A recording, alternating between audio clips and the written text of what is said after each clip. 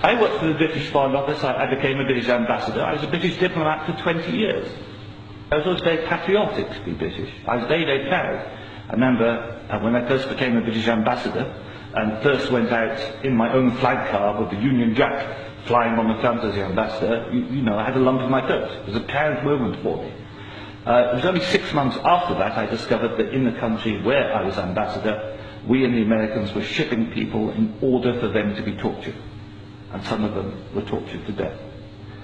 Now, as you may imagine, my worldview changed.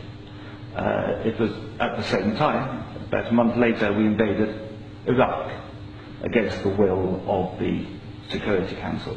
Not just without permission of the Security Council, but in the full knowledge that if it had gone to the Security Council, we would have been voted down. And I, as a British diplomat, saw all the internal memos that went through that decision.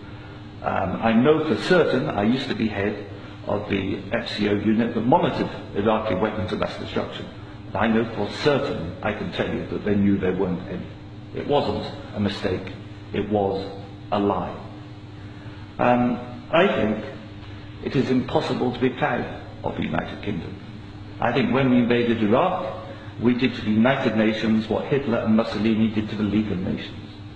And I think what we've done since, where the truth is often much hidden, in the bombing, if you look at Libya, disaster now, we bombed it, we killed 15,000 people when NATO bombed Sirte, something they never told you on the BBC. And did we make it better? No. I saw in Uzbekistan, I saw the gas contract signed by Imran, and a company called Unocal, which George Bush Sr.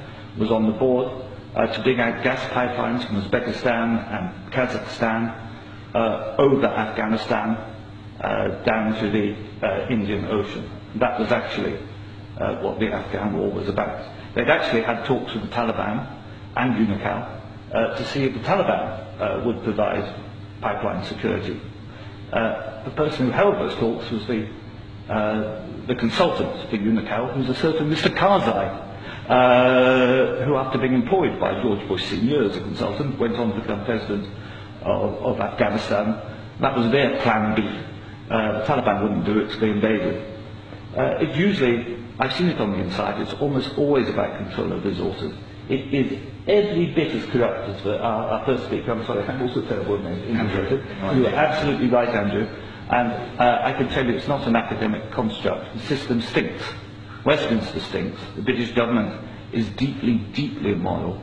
They don't care how many people they kill abroad if it advances them. And anybody who votes no is voting to support a psychologically flawed, a pathological state, which is a danger in the world, a rogue state, a state prepared to go to war to make a few people wealthy. That's why I say it's not possible to be a decent person and vote no, and we shouldn't be ashamed to say that.